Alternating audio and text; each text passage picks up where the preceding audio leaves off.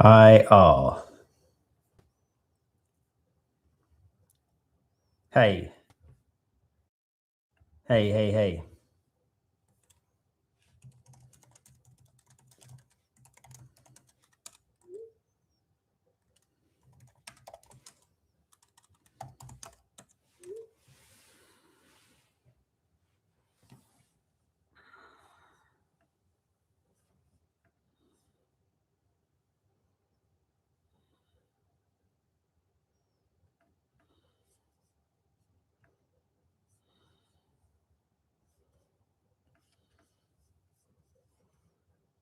Hey,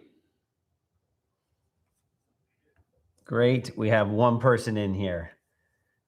Mark, when are you going to post the CBum doc? Been looking forward to it. Yeah, we're talking about making films. The CBum doc is coming along. You'll learn that 50% of making your film is releasing it. It's not just about getting it finished, it's actually getting it out there. So soon enough, stay tuned. Go audit your friends and family who work for Netflix. We're pitching it around. We're taking it to different distributors. I'm coy with it because when you get to that part of filmmaking, when you're talking to executives in Hollywood and all this, you kind of have to keep things a bit secret. People want to know that they were the first to get approached, or they want to.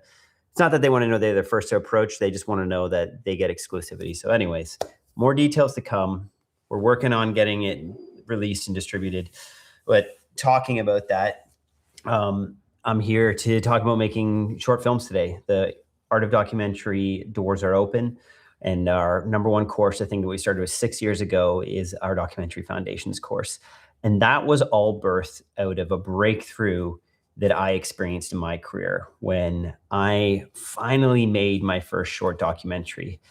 And two things happened when I made that film. I felt the most joy.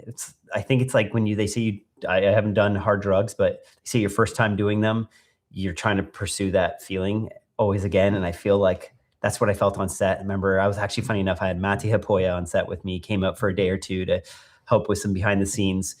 This is back in 2016. And there was just a moment where I felt so alive. But then in that same moment, I'm out there filming. I'm on top of an ambulance truck in the middle of the Dominican Republic where you have a drone. We're filming. It was just the coolest moment. And then I remember feeling maybe about 5 minutes later, the biggest pit of not depression, but really sad, because I realized I had been waiting for someone to say I could go do this. And it occurred to me that no one's ever going to tell you that you can or should. It's you. Or put it this way, I am right now. I'm saying you should go shoot your first documentary. And I have a couple points around that about making your first short film, but I can't over stress how important it is to create a film. Because right now, everyone is creating content. And so it's really tough to actually stand out. It doesn't make you unique anymore if you can shoot good or put together a reel. Like, you got to go put out like 2,000 pieces of amazing content to get the same breakthrough you would creating one short film that actually goes somewhere. And I think, when you make that short film, having a goal and a timeline is so, so important. But let me know if you guys have any questions down in the chat below about this. I want to talk. What I hope is, if you're just coming across the stream, you're looking at a bunch of content today, is that something is planted on your heart as a filmmaker. If you've yet to make a film that has broken past your friends and family, what I mean is that people you didn't know went and saw it and reached out to you and said, hey, awesome work. Or even better than that, brands reached out. That's what you need to make your next goal. And that's exactly what we teach and what we will help you step by step inside Art of Documentary. Because when I released Rescate, I was 6 years into my directing career. I'd made it a bunch of random kind of style videos, but none of them had focused on storytelling. And when I made Rescate, within 6 months, I had a national campaign with Mercedes-Benz, which was a short doc. And I'd landed a international 4-part documentary series with a $2.5 million euro budget with Nikon. It was incredible. And it all comes back to the fact I could point to people that I had made Rescate. And initially I was making that with my own money. I was really blessed that someone in my church saw my passion for it and helped fund the plane tickets and a few other things. And the thing that he said when he saw that, he goes, Mark, I saw you had already taken the steps to invest your own money and that you had already bought your plane tickets to go down there. He goes, I believed in the momentum you were creating. And so it's one of those things that I had to step out. I had to make a film that no one was asking me to make in order to find that breakthrough. That is really the linchpin. The people in art of documentary that I'm hiring to work with these days are the people who have made films. I can't really trust you as a filmmaker unless I've seen that you, with your own effort, have found a person who's passionate, followed them for a few days. I mean, Rescate, I shot in 10 days, maybe 13, but followed that person, edited the film, and then had a goal to release it. And so I'll talk about a few points around that, but every filmmaker has one film they can talk about that was the turning point. So if you haven't found that momentum and that turning point in your career, I could definitely tell you that if you're wanting to direct or release films, if you call yourself a filmmaker, if you haven't made that film yet, that I'm saying that goes beyond just your friends and family, then you are missing out on that momentum. You won't be found. No one's going to come find you because you made some cool Instagram reels and say, I want you to make a feature film. I want you to make this short documentary. Or if they are, they probably don't have a vision for the film themselves. So you're asking for a little bit of a hot mess, because any client who knows what they want with a good film will find someone who has made a good film. You see it with Nolan. Nolan made the film The Following, which then led him to making Memento, which then led him to making Oppenheimer. I mean, I can point back all of my success in my career to that film, Rescate. And it's really quite simple. This is exactly what we're teaching inside of the Art of Documentary. We go through a full step-by-step process in our documentary foundations, which the doors are open right now. That's why I never do lives, but I wanted to come on. I just really wanted to encourage you. This is the best time to be in part of Art of Documentary. We're up to 35% off on the courses right now. In the description of this video, you can go over to artofdocumentary.com. Our early bird sale ends soon. But 4 things you can write down. If you're on this call, grab your notepad, grab your phone, grab a piece of paper. These are 4 things you can do to start that will get you through making the film. There's, of course, lots of complexity in between, and that's why we have all of our courses and our coaching and our community in AOD to help you get between these moments in your film. But 4 things every film needs. This is when I go back and I study the breakthrough for me is I would be missing one of these on my films before Rescate, and that's why I didn't have the breakthrough. You need to identify 4 things. You need to identify someone who has passion. And if you go see my film Rescate, I'll actually type it in here. rescatethefilm.com. You'll have to copy and paste that, but that will get you to the movie. You need to identify someone who has passion. That was the simple thing, is I was down in Dominican. The tragedy is my best friend, who was a humanitarian, was flying aid supplies back from Haiti to Dominican. And unfortunately, his plane went down into the ocean, never to be found. But I rushed down to Dominican because I heard of this event happening. It was one of the most profoundly dark moments in my life. I can remember landing in Dominican, seeing all of the palm trees and this beautiful beaches, and just thinking, this is the most terrible place that I ever want to be. Thinking, how weird is it? I'm looking at paradise, these resorts, but my soul feels so deep and depressed. But I got to the beach, and there was people out in the ocean looking for wreckage, just doing whatever they could because they believed that that part of the beach might be where the plane had crashed out in the ocean. But I saw a guy come out of the water who had just driven up on a beat up old 1980s jet ski.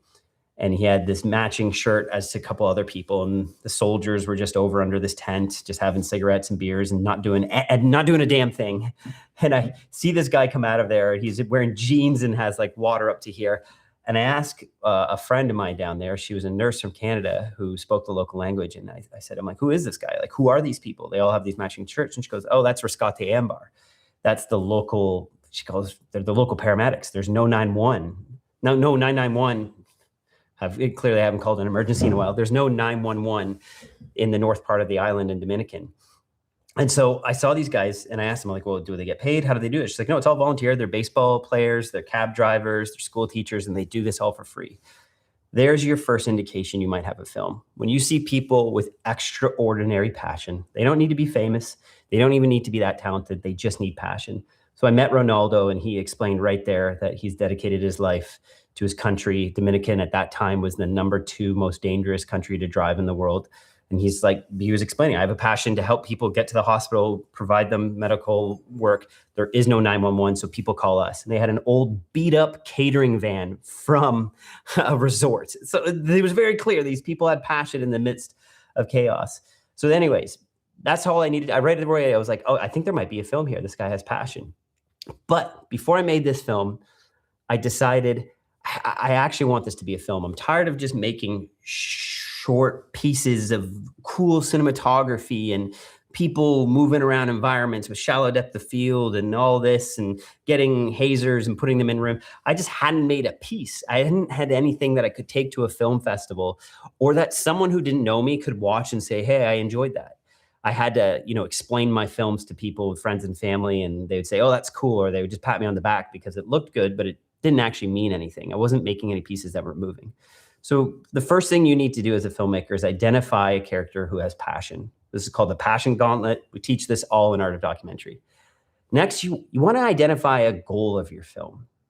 If someone's going to watch this film, what was the purpose? And you can't just say that they learn something because that's just an informational video. That's what you watch when I worked at Wendy's and I would watch the safety video. That's just information being provided one beat after another. That's not storytelling. That won't be rememberable. That's a Wikipedia page. You're just making a book report that has visual images. And so the goal of my film was obviously to see if Rescate Ambar could get the funding and if they could reach and save people. But my goal was to explore desperation.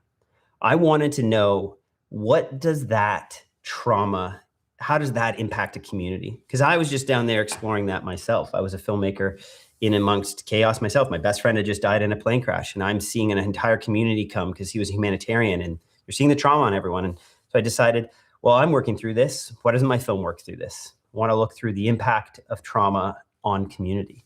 And so that was the goal of the film. That was what was pushing me forward. It's what made me then go sleep on the ground on a thin mattress for 2 weeks alongside these paramedics.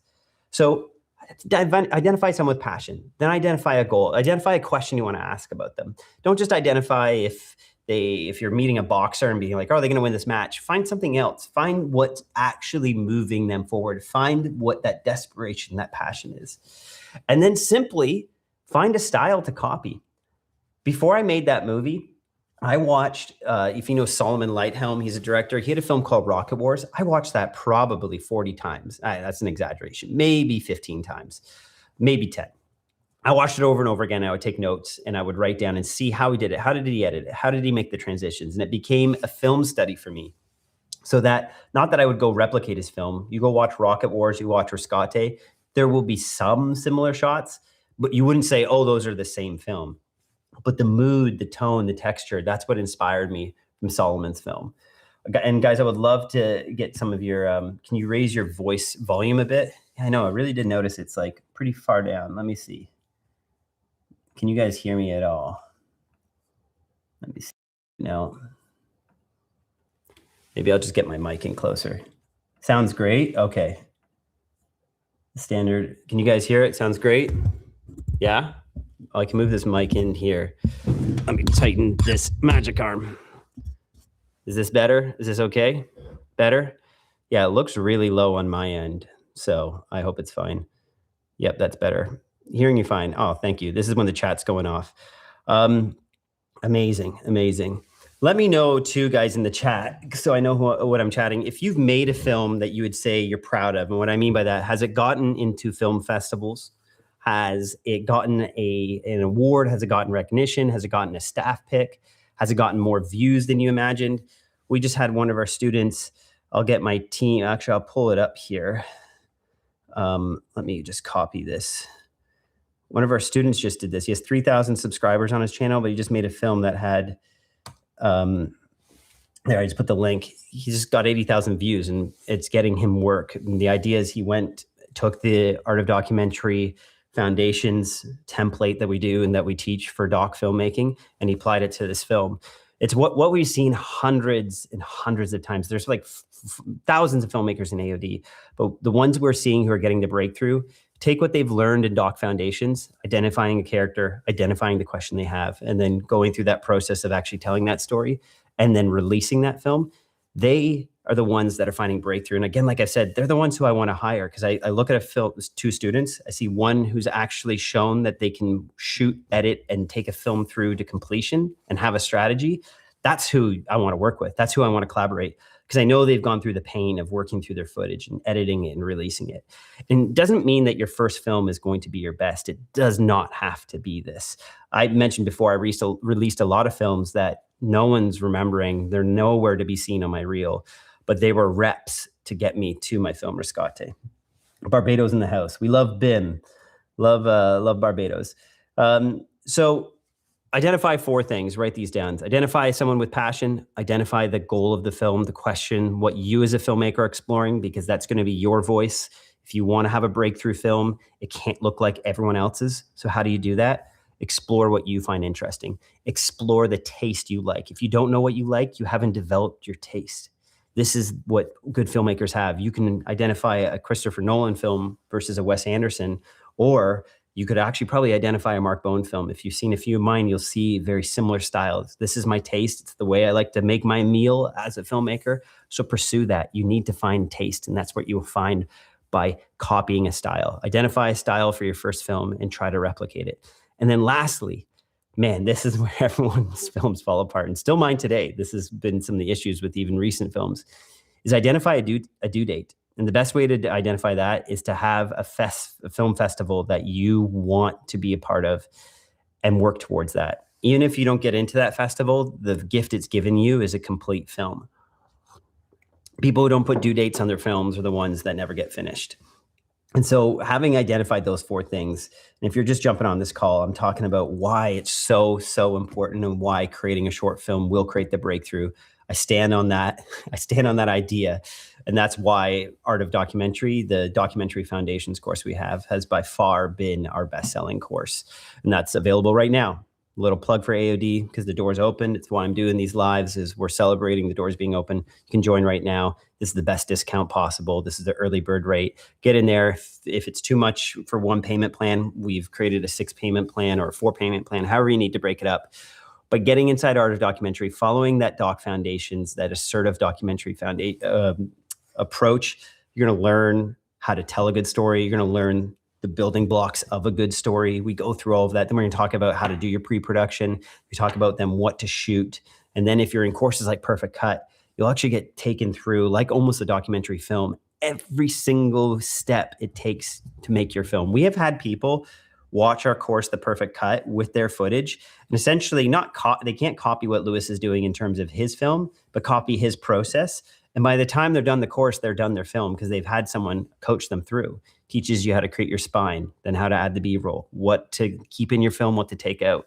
We've really simplified doc filmmaking into bite-sized, easy to follow steps, because documentary filmmaking will naturally get complex because you're following real people. If you've ever been in any sort of friendship or relationship or colleagues, you'll find humans are complex, and so is your film. So we just do the simple steps for you to be able to identify where you need to go next, because inevitably the content you have will have the rich depth and complexity, but not knowing what to do next, not having those goals, will where you'll get lost. It really, seeing so many people get lost in their edit was really why I wanted to get Perfect Cut out there, and why we did Documentary Foundations as well. Let me jump into some of these questions here, guys, while we're doing this. I hope you're coming through here. Let me know if you've made a short. Have I asked you that? If you made a short film, let me know. Or if you're looking to make one this year, let me know in the chat, because that is, I promise you, if you make something that goes beyond your circle of friends, that's where you're going to start to get connections you didn't have before. That's where you start to have clients see your work that they haven't. No one's going to be reaching out to you because you created another viral reel where you held a little mic and spoke about some new kind of lens or camera. That's not the breakthrough you're looking for. That can pay the bills, But if you think just making more and more content like your favorite YouTubers is what's going to help you take that next step in your career, you're fooling yourself. Storytelling has been around for 2,000 years, and I will always rail on this. I will never stop talking about this. And it's why we've been able to create this film school, Art of Documentary, and why we're still around today. You've probably seen a lot of other content creators create film schools that come up for 2-3 months and then they're gone. They're teaching various skill sets, not ripping on any of them. Some of them are my friends and they have great content, but Art of Documentary is all about storytelling. It's all about you breaking through as a filmmaker. And this is something that's never going to go away. It's only becoming more and more important, especially right now with all of the AI going on right now. I think this is actually a really great moment to be a filmmaker. People are stressing, saying that it's taking their jobs, but man, I think it's the opposite.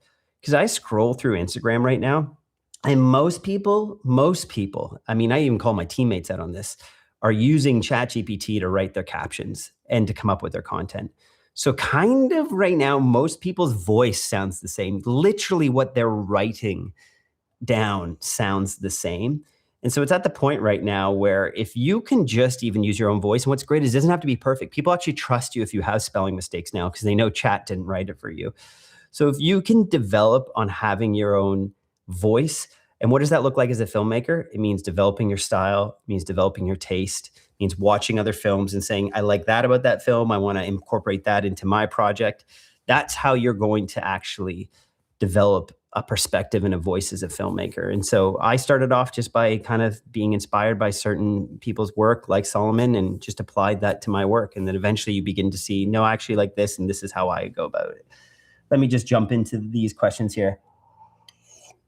I see John Adamson saying, I haven't made anything that really took off, just some short content. Well, John, maybe this is the year that you want to find that person in your life who is very passionate about something. Maybe you want to find them online.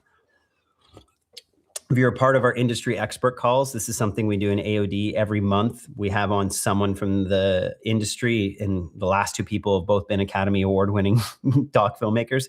We had Sam Davis on. He spent months and months on TikTok just finding his characters.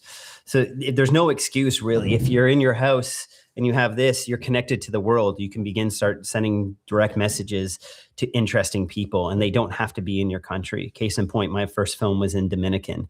I slept in a spare bedroom from a church pastor who was there, and I would pay his family. I would help buy their groceries. That's how I afforded that. I was a very poor filmmaker at the time, and that's how I was going to get that film done. You can get creative. I promise you, making your first short film will be the breakthrough. Every filmmaker has that turning point. Going down, Jeff here. I've made one film that has made it into multiple festivals. Now I'm hungry for more. Heck yeah, Jeff. That's the point. You make one and you see what you're capable of, and you know that you can do more. You can make other things. And I don't want to discount any part of your journey. We all start somewhere. We all pick up a camera and need to figure out the technicalities. You'll hear me facetiously on my channel and probably on this live stream criticize people who say, what lens should I shoot on? Or what's the best camera to shoot my short documentary? It's the camera in your hand. It's your phone. Don't worry about the lens. Worry about what's in front of the lens. Worry about finding all your energy. You can go a little bit into this gear, but 80% of your pre-production shouldn't be the camera gear. It should be discovering two things about your character. What is their physical journey? What is their goal? Their physical journey is what are we going to see them do? What do they want and how are they getting there? So if they're a triathlete, we're going to watch them train. We're going to watch them compete. We're going to see if they win or not. That's their physical journey. But then really what's going to make an interesting film, and this is in my latest YouTube video. You can watch this. It's a masterclass on doc filmmaking. It's a small glimpse. It's 30 minutes. Which if you go into Doc Foundations, there's 80 videos. So you're just getting a quick glimpse of what you will get inside Doc Foundations, which is our #1 selling course in Art of Documentary. What I always tell people is find the physical journey and then find the emotional journey. That's where most people's films fall flat. Anyone can make a film about a physical journey. You can follow someone across a city going from one point to another. Great, well done. But what's the emotional journey? What did your character want? What did they need? What is that inside? Go watch that YouTube video or get into, I think it's like the 4th video in Doc Foundations. I break this down further, exploring your character. I sometimes call it the existential journey. in AOD, but that emotional journey is really, really important. Thanks for all these comments, guys. I'm going to get into them more. Ask me some questions here too. If you're looking to make your first film, let me know if my audio is fine. You can see how, watch this. This will be fun. We can see how good my audio is actually coming through. Oh, no, that's my ISO. Here we go. Look at this. This is how bad YouTube is. See my audio down here? Look how good that is. That is good audio. But for some reason, when I look over on YouTube, it's like 2 bars. There you go. You're getting a glimpse into my world. I actually find this room very bright. I'm just going to shut the door and I'm going to shut my back curtains. You're going to see how much better it looks. One moment. One moment, please.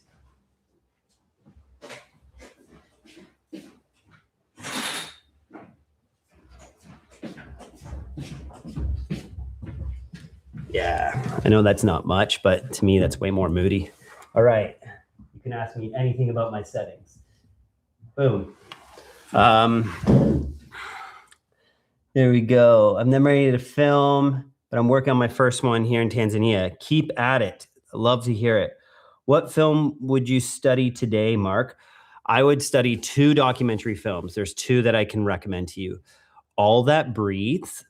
It's breathing like your breath. All That Breathes. And then I would also recommend Honeyland. Those are 2 films that follow characters and are very disciplined films in terms of their actual shooting. Or if you want to see a much shorter film, go watch, I think it's called The Happiest Man on Earth. It's by Lance Oppenheim. It's over on Doc Ops. Those are some great films there. That's Honeyland, All That Breathes. And then honestly too, it's not a documentary, but I just saw Train Dreams and I was very moved by that film. Very, very, very well photographed film.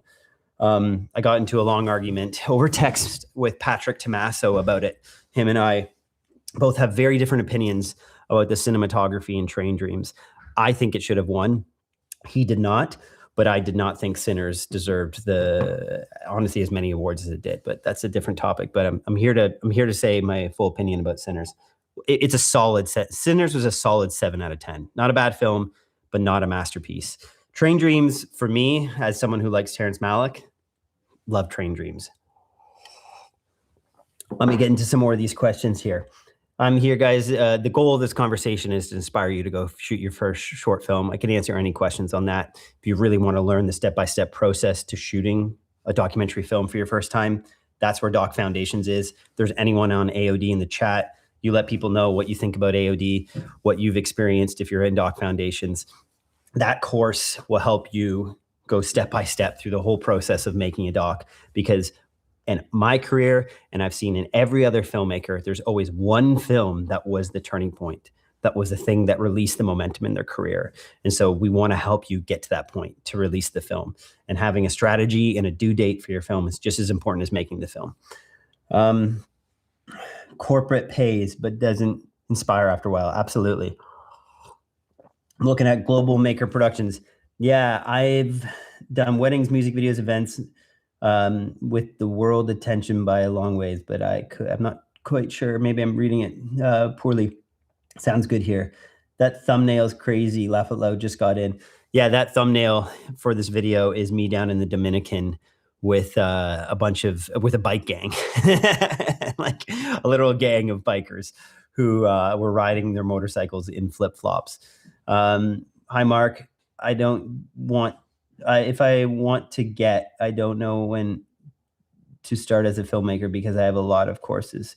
Oh, you don't know which one to start. If you're in Art of Documentary, just start with Doc Foundations. We recommend that for everyone. Start with Doc Foundations, and then you can look at something like Perfect Cut. That's our editing course. That's the best one. I've only made a film a long time ago. I was like, bro, grew up on my old block. Agreed. Let me go down to the questions. Everything isn't for everyone. Absolutely. Sinners is not a comic book movie. So that's, well, yeah, and that's a win. Looking at K-Dog here. Do you have any content available for how to submit to film festivals? Yeah, we have a whole thing about that. We take you through Film Freeway. And if you want more information, if there's specific things you want to know, you can get into our Facebook group, because there's plenty of people. There's people in Art of Documentary who run film festivals. So they might be able to help you not only get into theirs, but they'll give you lots of advice on that. And then you can also, if you're in our advanced documentary course, we have a feedback component, and you can book a call. You can email us if you really want to make sure you get a time slot, because they get picked up quick, and we can talk to you about those festivals. But yeah, no, we have whole videos in Art of Documentary about releasing, where to go, how to use Film Freeway, what to look for, what not to, because there's some festivals you want to actually avoid, and we kind of give you the hints and the secrets around that. Do you have any content? Yeah, let me look.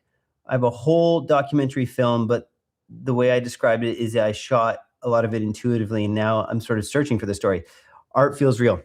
That's very, very, very, very common. That's very common. It's one of the reasons why we made AOD, and we talk about that in Doc Foundations. That's not taking the assertive documentary approach. That was you taking kind of an exploratory, but there's still ways there's always a way to salvage that. There's always a way to find the story. What you need to start doing is, I would recommend, if your film's mostly visual, then you're going to have to determine yourself what you believe is your character's emotional journey and what is their physical journey. That might be very obvious. If you didn't have a goal with filming, you were just showing them, then it's tough. But the other way to do this is to get the transcript out for your film and begin highlighting areas that you see people talking about their desires, or they're actually talking about their wants and needs, or sometimes it's even more nuanced than that. But you can begin to study. We teach this all in Art of Documentary, of how to take that footage if you don't know where to start, especially in our Perfect Cut course. Lewis will show you how to lay out that footage, what sections and what to look for, and how to begin cutting that down.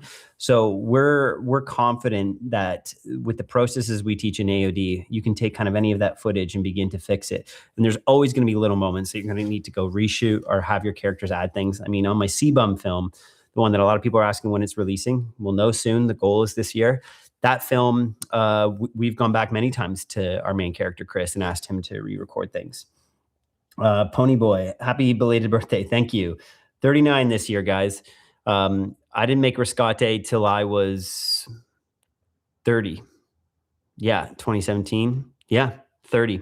So if you're in your mid 20s and you're stressing about where your career is, I think the 30s are kind of the gold standard. Like in a lot of people's careers, it's where you begin. It's not necessarily where you find all your breakthrough, but what I have found for most people is the 30s is where you find your voice, where you find the assurance for yourself that you know your style, you know what you like.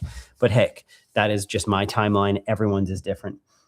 Mark, I'm a beginner in the industry. I have an idea for a doc film. How can I build a story around it? What is the first thing I should be done?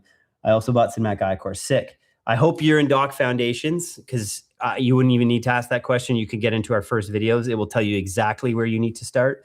But if you aren't, I mean, if you are, then just start there. But if you aren't, you can start thinking about your main character's want. If you can't write down in one sentence what your main character wants, and I like to break it down, like I mentioned, into the two categories of the physical and the emotional journey. If you can't write down, like in CBUM film, if you go to my latest YouTube video, I do this, his want, his physical goal is that he wants to win his 6th Olympia title. But what is his emotional need? Well, he's actually trying to see he's not trying to see, he's trying to determine if he can still be a good person, but still pursue to be the best in the world. Kind of the way I said it is, the question the film's asking is, can you be the greatest without becoming the worst? And what I mean by that is, to be the best in the world at something, you need to be so selfish with your schedule, with your time, with your energy, with your attention, that you can kind of become the worst person to be around, because you're not acknowledging anyone else. You're so obsessed with your own goal. But Chris in this film was becoming a new dad, and he was recently married, and he really wanted to know if he didn't have to sacrifice those things. His need was that he was almost kind of trying to, I'm giving away too much. You'll get to see it in the film. But that's what I was exploring, was that internal, that emotional need. So for your film, the place you need to start is identify those two journeys that your film will go on. What is it your character wants, and what is it that they need? Great. Looking at Ruben, how do you come up constantly with good ideas for a film that can connect with? Great question. We teach this in Art of Documentary. We have a whole research video. If you're not sure about AOD, if you're like, Mark, you're always talking about AOD. Is it really that good? You've been doing it now for 6 years. I haven't bought it. I don't know if I need it. We'll send you that research video for researching, and we take you through what you should be looking for. But like I said, the thing you're looking for as a filmmaker, if you want it to connect with people, is the emotional journey of your film. I don't care about really, what do I not? Let's think of a sport I don't care about. I don't care about bowling. I'm not really interested in bowling. Like, I'll go play bowl. The last time I bowled was like 3 years ago for Kim on our team's birthday. But besides that, yeah, I don't really care about bowling. But what do I do care? I care about someone's emotional journey, because maybe perhaps I've discovered that. Case in point, in Train Dreams, where we're looking at the emotional journey of this guy finding love and becoming a father. And that to me is interesting. I don't really care that he's a woodsman cutting down trees. I don't connect with that. That's his physical journey. He's going back and forth from his job to his family. But him finding what it means to be a husband and a father and wrestling through loss, those are things I can connect with. So if you're making a film about bowling, and maybe it's a guy, I'm always using these classic cliches, but maybe it's a guy who never felt approved by his dad. So he's trying to become the greatest bowler in the world so people can applaud him. I literally had this in one of my films recently. One of the characters told me, Mark, the reason why I'm pursuing this goal is because I just want to hear my dad say I'm proud of me. And it's like, whew, that's heavy. I'm grateful that I have a dad who said that, but man, I know what it's like, though, to still crave the approval from my own dad.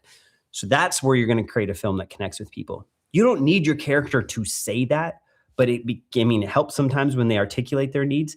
But if we watch and realize that there's something else going underneath, you can build that trust with them. And again, for each one of these points I'm making, when I say you need to build trust, we have a whole video about working with your character, how to build trust so that they don't walk out of the project halfway through. If you're not sure what your character's emotional need is, in Art of Documentary, we have whole videos about what questions to ask people and how to find that and dig deeper so that you can identify it. These are irrefutable aspects of storytelling. You need trust with your character. They need an emotional journey, or else it won't connect with a broader audience. They need a physical journey, or else we won't know what we're watching. We need to actually have a question the film's asking so that we can pursue something towards the end. These are things that you're like, no, I don't need that. I got a Nikon ZR and a anamorphic lens, which we're giving away on Friday. You're like, I got this. I'm good. As long as it looks as good as that reel I saw a couple days ago, I'm good. But man, you can make a beautiful film all day, but if it does not have an emotional journey, if it does not have a core question, we don't know what the character wants, people are going to turn it off. And you probably are now. You're probably sick of seeing beautiful footage. The only way you're curious about that footage now is if it's on a new camera. You're like, oh, what's the GoPro that they just released look like? So you'll watch that. But you're not watching that because you care about the content. You're watching it because you want to know if you want to buy it so you can go shoot nice content. The filmmakers that are having the breakthrough, the people you're aspiring to be, have realized how important storytelling is. And what's so cool with AOD is we've watched people who came in who I call them measure baiters, who are measuring all the stats and specs of their camera and thought that's where the breakthrough is going to come in my damn career, is having the best camera setup with the best cage and all of this and the best lenses. I've watched them care less and less about gear, thank God, care more about story. And man, they're finding crazy breakthrough in their career. They're beginning to make the films that they only ever dreamed of. People are coming to them with stories because they want them to tell them. People ask me, where do I find my stories? I honestly don't do much research anymore. The films come to me, but that took me years to get to that place because I had to show people I knew how to build trust with characters. And now people bring me stories. So it's like I went and made Battleground, which was all about some people in Canada wrestling with their identities and their racial identities and working through all of that big moment. That film was what got me my first feature film that I directed by myself called ASD Band the Movie. And the director or the executive producer said, I saw how you handled one tricky subject. So I thought we could bring you in on this one, working through people on the autism spectrum. So you need proof. People will not hire you unless they can see that you've done the thing. Let me jump back into the comments here. Let me know if you guys have any questions here. I'm here to, now's your chance. I'm on this live. If you want to talk about your films or you have some questions about where you're at, Art of Documentary is live. Our sale will be ending soon. It will be going back up to full price either tomorrow or the day after that. Now is your last chance until we open up the doors again in 5-6 months. We only open up the doors twice a year and once on Black Friday. So you're going to have to wait another 6 months before you can find breakthrough in your career. Now is the chance to be part of the world's most thriving documentary academy, online community, people in every country, all corners of what life here. I have a place to live and a full Nigerian staff to support me. Great. Mark, I have a meeting with a music celebrity who has a story to tell, but limited time. Should I just bring the gear and shoot while I converse? Well, I guess it depends the format of the film. And again, access is so important. We talk about that. This is something we teach in the foundations course, which is the passion gauntlet. If your character isn't passionate about the film, about telling their story, you're going to risk making a good story. Now, talk to Theo Guy from AOD. If he's here or someone on my team, hopefully they're on the call, you can post his story about the Michelin star restaurant chef. He was able to make that in 2 days. That was incredible. But that's because Theo studied his character extensively before he ever went to film. He kind of pre-interviewed them. But yeah, I don't think there's anything wrong about filming them when you first meet them. You're just going to be filming your process of building trust with them. But I think it's, I've had to walk away from films when characters haven't given me the time and the space to explore and to actually capture the film I want. So just know what you're making. You might be making a promo piece for them if you're not going to have that time to build trust, to explore that emotional journey. That's what all good films are. All good films go to a place that's scary for the subject. You have to break down their guard, and you can't do that in just a half an hour meeting. I guess my question is, if you have companies coming to you asking for ideas for their videos, how do you get them to ask for a mini doc? How does doc and the commercial world blend? Great question, Inner Bloom Studios. I've always hid my documentaries in amongst a bunch of other deliverables. I taught a whole lesson on this, multiple lessons inside our course, Create and Earn, which is part of the Art of Documentary Academy. Create and Earn is all about building your business.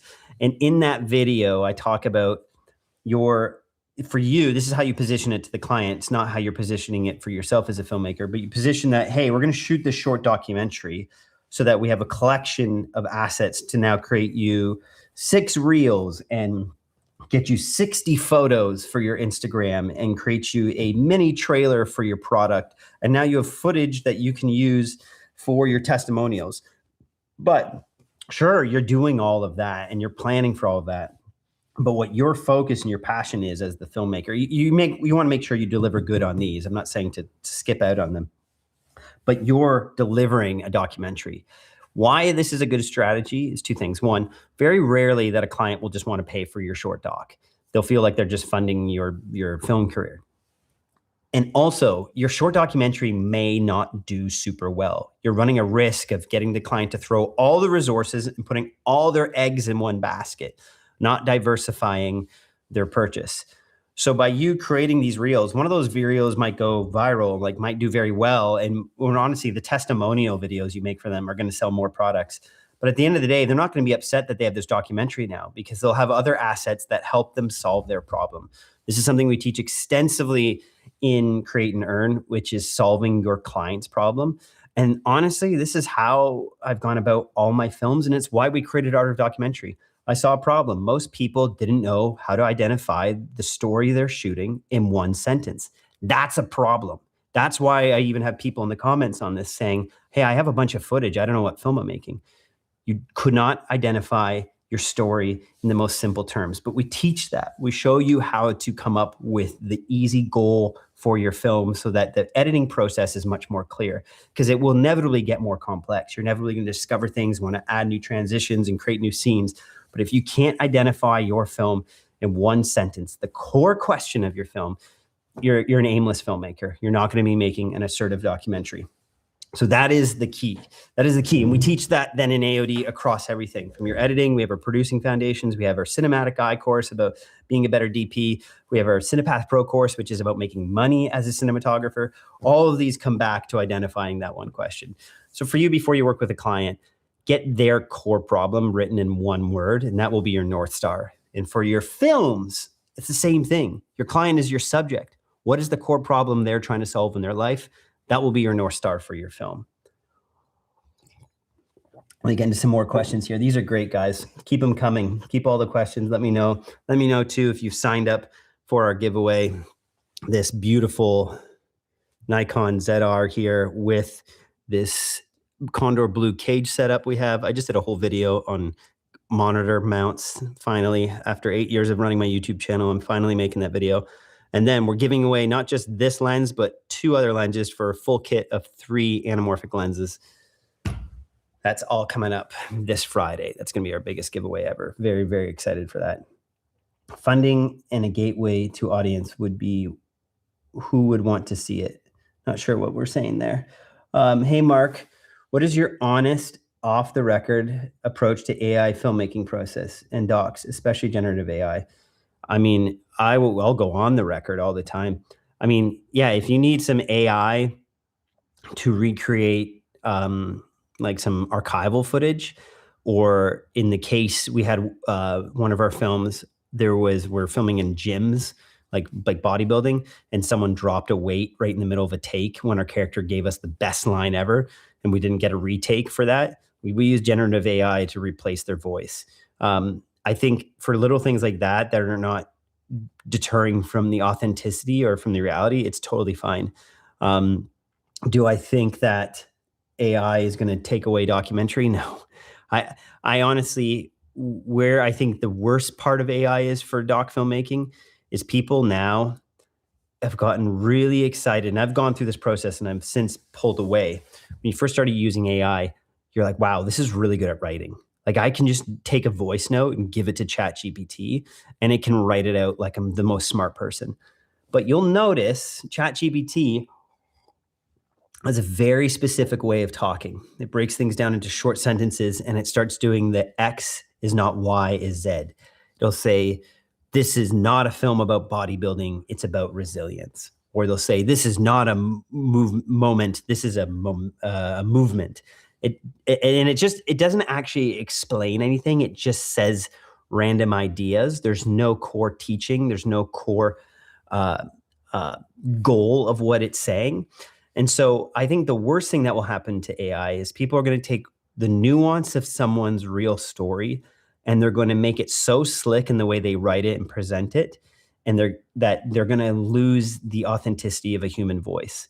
So I'm fine if you use a bit of AI here and there in your films, but the bullshit that AI is going to steal filmmakers' jobs is it's just ridiculous. I'm not afraid of AI at all. I think AI has done 2 things. One, it's made me distrust most content I see out there. So I'm picking up the phone and calling people more, being like, hey, what do you think about this? Have you experienced this? I want to talk to real people, finding that it's actually drawing me towards people rather than away.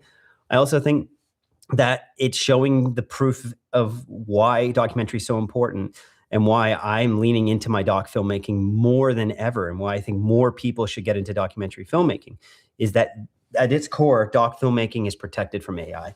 You can't follow a real person and tell their story with AI.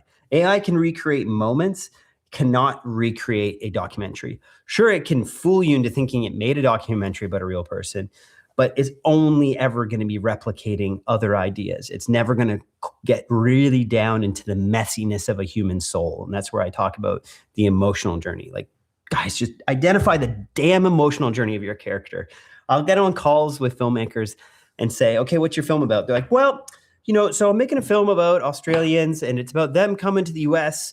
And I want to talk about why they still feel that it's like, okay, well, I don't know what this film is. Break it down into one sentence. This is a film about national identity. This is a film about why we cannot shake who we are. Like, break it down into those simple ideas and then add the complexity. If you can't return to that simple idea and then find out emotionally, you're making a film about why Australians are so proud to be Australian. Figure out what's the emotional question. What is the need? What is it about being Australian that makes you so desire to be that proud about that? That's what I would ask that filmmaker. But instead, people get caught up in the fact that they had a new light in the interview and that they changed the angles between shots. All of it just, in the end of the day, it just becomes useless because it doesn't come back to the core need of your film and the core question. I get into some more of these. That was my off the cuff, especially in generative AI. Yeah, you can talk to me all day about AI. I'll tell you how I feel about it. I will call out anyone who's using AI in their comments or to do their description on Instagram. It's probably my stress release. I saw someone recently giving their like testimony as a Christian, and they used AI to write it. And I was like, hey, you used AI to write this. I don't know if this is actually your testimony. So that's on me. I need to work on that. Will this be live? Will be available afterwards? No, Alex, this will not. But what it will be is Documentary Foundations, which is over 80 videos taking you through the step-by-step process of your doc filmmaking. If 80 sounds overwhelming, what it just is if you have a question about one process and you think, oh, my problem's unique, we probably have a video, if not in Doc Foundations or one of our other courses, that will answer it. And if you buy a course and you don't find that the questions are answered there, they're in another course, we can always let you in one of those other courses, or you can get onto the Facebook group and ask the questions, or jump onto one of our many feedback calls. If you're in Cinepath Pro or Producing Foundations or Advanced Documentary, we hold monthly and in some cases bi-weekly feedback calls where you can get your questions answered live. Yeah, there you go. Bryce Darity says, Michael Del Monte reviews scenes and short films within 10 minutes on Feedback Hour. Bryce has brought his films in there. Bryce has been a longtime student in AOD, and I had the pleasure of finally working with him on a short film I worked on. And Bryce can explain to you how I was pursuing a goal and an idea on that film. When I was on set, I was asking a question that was close to me, which was, because I'm wanting to become a dad, and I'm exploring that idea of how do you parent in this day and age with phones? Like, how much responsibility can you give to your kids so that they can build confidence? And you can go see that film, Labor and Love. We put that on. Weird question. I love weird questions. With people working on docs on the side while working on a full-time job, at what point do you assess to take more risk doing more docs than relying on the security of a full-time job? I think if you're asking that job, you do it. I mean, if you really enjoy doc filmmaking, then the thing is, if you take away, I'm not advocating for taking away all of your safety net so that you can't pay your bills. But if there is no risk, you're going to be less motivated. It's like if you haven't booked or paid the money to run a marathon, you're not going to train like you're running for a marathon. So what I did in my career is I had a full-time job, then I took 2 days off a week and I would work on my filmmaking. I still could pay my rent with that other 3 days a week that I was working. But then I did need to start making money as a doc filmmaker in order to actually have cash to live beyond just paying my rent. So there was a risk. There was an investment I made. So you don't have to go full send and quit your job, but you do need to create something at stake for you, or else you won't be motivated. And so if you're already asking you that, if you're like, oh, I think I kind of want to go full time, go for it. That's telling you that you've already begun living that way. Your body, your soul, your artistry is desiring to be in that next stage. Doesn't mean that your circumstances all have to align with that. If you're waiting for your circumstances to say now is the right time, you'll probably never feel that way. So I always encourage filmmakers, if you're a little bit nervous, that's good. If you're in full panic mode, it might be a little too early, but you're never going to feel full peace at taking that next step. But you'll probably feel like you made the right choice once you're in it, because then it'll feel comfortable. You'll be able to nuance. You're going to have the time and space to actually work on what you're doing. One more question. Hey, ask as many questions as you want. Oh, Theo's in the comments here. There you go. Theo, I was just bragging about your I hope you're still here, Theo. Leave me a comment if you're here. I was just bragging about your film about the Michelin star restaurant. I'm terribly bad with the names. Post that in the chat there. I hope someone on my team is on the call. Yeah, I am here. Theo, yeah. Post your or send me a text message. Here, Theo's another student who I've met in AOD. He made films. He made this one film too about this restaurateur that you're going to see. Again, this is the whole point of this call. Is I'm saying your short film will be your breakthrough. I saw Theo shoot. I didn't actually physically see it, but he told me how he shot this film in 2 days with a really tough subject in a crazy environment. And I trust that guy now. I'm going to be working with him on his next projects. This is proof. The proof is in the pudding, and he's created a short film. It's going to be breakthrough for Theo. I'm not trying to say that I'm the arbiter of the breakthrough for his career, but I want to work with the guy now. Theo, I'm here. Yeah, DM me the link there, Theo. Let me get back into these questions here. Theo's great. You should go check his work, guys. He has a YouTube channel as well. One more question. I have a small. Are you posting it? You grabbing the link, Theo? One more question. I have a small knowledge for lighting, but I kind of stuck with movements and angles of camera. I want to learn to look things into cinematography. I would recommend Cinematic Eye. Well, at the beginning, yeah, absolutely. Cinematic Eye and Doc Foundations, those courses together. I would recommend taking them together because it doesn't matter how good your filmmaking looks. If you're not telling a story, it's going to be forgettable. Because right now, AI can generate beautiful images. Right now, everyone owns a cool camera setup that they go and shoot with. So beautiful images are very common, but good stories are less. So I would work on that first. I would focus on that. So if you're debating between two, get into Doc Foundations. But if you want to improve your cinematography alone, then Cinematic Eye. But when you bundle courses right now, guys, you get huge discounts. It's like you're getting like nearly 50% off your second course. It's crazy how much money you can save when you bundle right now. And especially what we do too is when you bundle, you still get the discount. So if the course is discounted, which it is right now, we're in our early bird rate. When you bundle two courses, you still get the discounted rate. It's not like it goes back to full price. When you go to Foot Locker and it'd be like, buy one shoe at full price and get the second 50% off, but they'd make you pay for the more expensive shoe. We don't do that.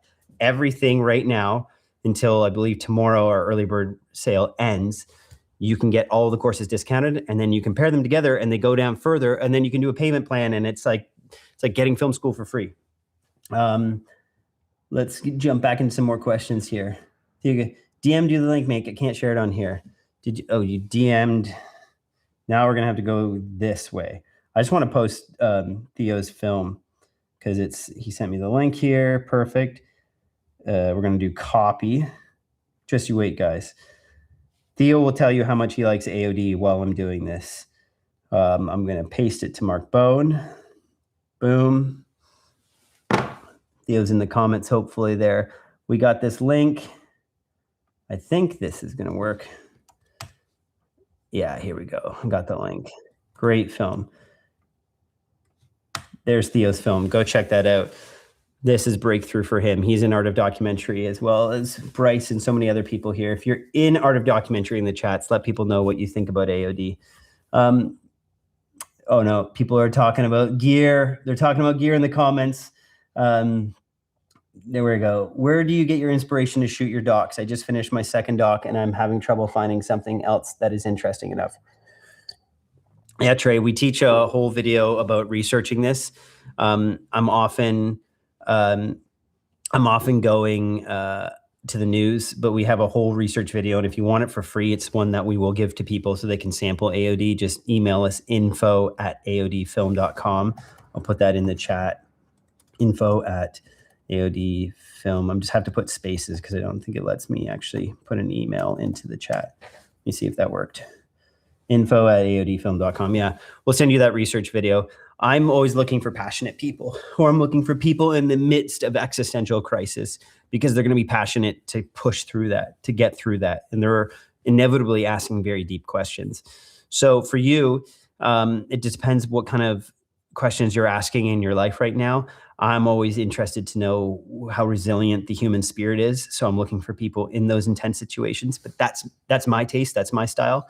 For you, you have to ask, and this is why journaling daily, again, these are videos we talk about in AOD, getting out your journal and writing down things that you're asking yourself and questions you're exploring, because those will lead you to your next films. And then keep your kind of documentary spidey senses out to find those stories. But for me, for my inspiration, I'll do everything, and I talk about this in the research video, I'll go to the photo of the day on Reuters. I'll look at those, and either I reach out to the photojournalists from those pictures, or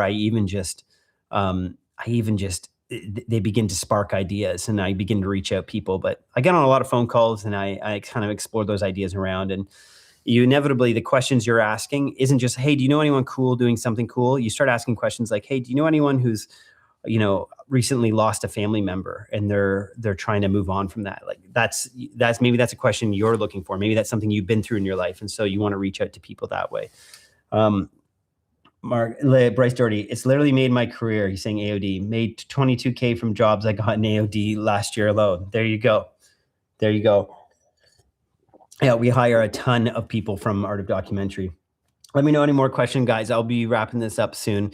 But my goal for this call, I'll reiterate my 4 points I had. You need to make a film. This is not the points, but I'm going to tell you just before I get into those points is making a short documentary, one that goes beyond your friends and family, one that you've had a goal, you've picked a film festival that you want to take it to, or you've picked a deadline that you want to release it on. Making that film will be the breakthrough. May not be the first film you make, but you're going to learn a lot from that film. You're going to take that into the next film. Every great filmmaker has always had a turning point. There's been one short film, and it's always a short film that has allowed them the confidence and has allowed them the momentum to go make the films that they later make in their career. But man, I look back to that turning point for myself with Rescate. That was the film. So find someone with passion, identify the goal of the film, what the question is. If you want more information on this, it's all in our Documentary Foundations course. Identify a style. This is where you're going to find your voice. I borrowed it from the film Rocket Wars. That's what inspired Rescate. And then identify a due date. That's your release strategy. How do you want to get it out there? For Rescate, I picked a very, very ambitious festival. It was the Cannes Young Directors Awards.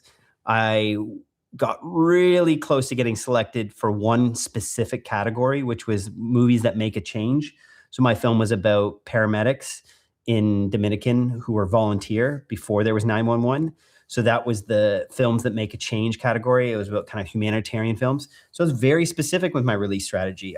I knew before I made the film that I was going for that category. So I designed my film around that. If you don't have a release strategy, if you don't have a goal for where you're going to release your film or the audience it's going to reach or the place people are going to view it, you're just going to put it out into the ether and you're going to be praying to the algorithm gods that it goes somewhere. And chances are it's not. So we talk about release strategies. We talk about working from the backwards, working from the end to the beginning. This is all in Documentary Foundations. It's all inside Art of Documentary.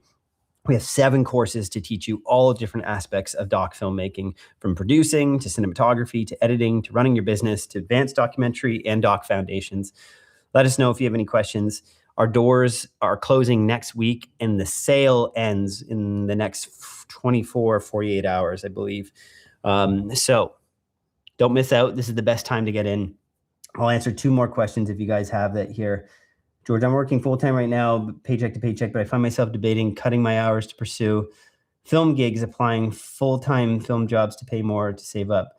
How do you navigate? Yeah, if you're feeling that way, I encourage you to sometimes that means that you have to start on weekends, to build a bit of a reel before you can go on that full quit of your job. If you have nothing to show your name for it, might be a little too early. Like I'm saying, if you're full panic from quitting, that's not going to serve you well.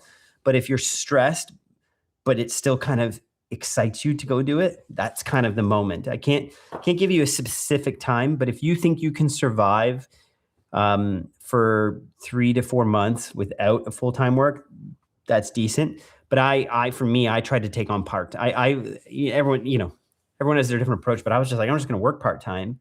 And so that I have a few days a week that I can focus on my business so that it's not full panic, just trying to work on filmmaking. That way, the jobs I took in those 2 days off I had were jobs I actually cared about. They weren't just anything. I wasn't desperate to try to take any type of work. So if you can move down to part-time before you quit, that's great. I know military leaders, politicians, and lived there for 10 years. Has the way you look at stories, I'm going to ask you Carlos a question here. The way you've looked at stories for films helped you see your own story and help you develop, improve yourself? Absolutely. Absolutely. I'm always asking myself, because I believe there's no way to get around this type of storytelling because it's the way we live in our lives. We all go through this. We have a goal, there's obstacles, and then if we're smart, we reflect and grow on that. And that's what you'll help with your character. That's the 3rd act. We all live our life in 3 acts. Hey, I want to go to the grocery store. Oh no, it was raining. Oh, I got there. I learned I should use the weather app. There's a small story about how I bought my groceries last night. But for me as a person, in a bigger way, I'm asking myself the 2 things. I have the physical journey. So right now, I'm a filmmaker. I'm trying to make films. That's my physical journey. That's what I'm doing. But what is the need? Why am I trying to make films? Am I trying to fulfill an idea that I have a destiny? Am I trying to make a name for myself? What is it that I feel I need from my filmmaking? Is it that I want to make money? Is it that I'm pursuing fame? That's where you can begin to actually ask yourself some tough questions and get down to the root of what your emotional journey is in the career, the relationships, and the tasks. I may tell my wife that I want her to do something or say something. That sounds really controlling. But what I'm saying is sometimes if I'm disappointed in a relationship in my life, if I don't examine what emotional need I think I need, then I'm going to be pursuing a goal that I never wanted. So I think it's really great with filmmaking. It's helped me ask myself tougher questions. And then it's also helped me pause and go, is this the film I want to make? Like, if my life's a film, is this exciting? Would any audience want to watch this? Not that I'm saying I have to jump off cliffs and break through windows. What I just mean though is if I was writing myself as a character, am I being avoidant of my calling? Am I being avoidant of the hard next step? Am I avoiding obstacles? And usually what that means, and this is my own kind of downfall in life that I try to work through, is it usually means I'm not having the tough conversations. Like I usually project onto people what I hope they could be rather than accepting who they are and then making my decision based on that. So if you have someone in your life, you feel like, if you're hiring a new editor and you're like, their reel isn't that great, but they're going to do a great job. They're going to do a great job. No, you knew their reel wasn't great, but you still hired them. You projected onto who you want they are rather than recognizing you projected onto them who you think they need to be rather than recognizing who they actually are. And so, yeah, that's helped me work through all that in filmmaking. So there's a quick Mark Bone therapy session. Awesome, guys. Not sure if you already addressed this, but how do you recommend raising funds as a first-time filmmaker? I'm a narrative writer, not a doc, and I have access to resources. Seems tough. Yeah, absolutely. I mean, most filmmakers in Hollywood, if you didn't know this, are like, whether it's Terrence Malick or even Martin Scorsese on a film like Silence, like they're starting by self-funding. So I don't recommend entirely funding a film on your own. You can get caught holding the bag. But I do recommend, like any business owner, you have to treat your film as a business. And I see a lot of filmmakers who refuse to put any of their own money in the film. They'll spend years just trying to get grants and all sorts of stuff. But I think to start off, you need to put a little bit of your own money's resources, or you can kind of, there's certain corporate clients you can work to then help fund it.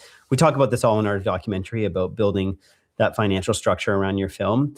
But yeah, grants are one thing, but I usually will start my films by self-funding. I have the advantage of having a YouTube channel, so I'll sometimes bring on sponsors for that. But that's another way that you can get your films going, is if you're not afraid to bring in a small corporation, you can create content for them. But I always protect the documentary, and I teach this in Create and Earn that they don't get any kind of say on the documentary film, but I will create reels and that sort of thing for them. And then that in turn can fund the project. Depends the project. All projects are different, but we talk about this extensively in AOD. Awesome. What is the short film in question, Link? It's Rescate. Awesome. I'm just getting a call now from Nick Pilecki, who runs our Cinepath Pro course. So I'm going to jump on with him because he's going to be doing some reviews of your reels in the coming days. Awesome, guys. Thanks. Good to see you. And we'll see you on the next one. If I do another one of these, actually, probably won't. The last time I did a live was September. So thank you for seeing this. But we have lots of calls on AOD. So get on our mailing list because we'll be doing some more workshops coming up.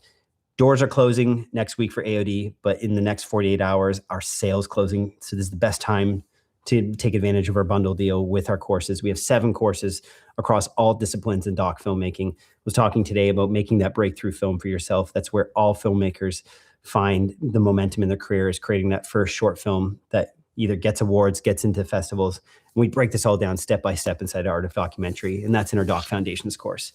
So appreciate this. We'll see you guys in the next one.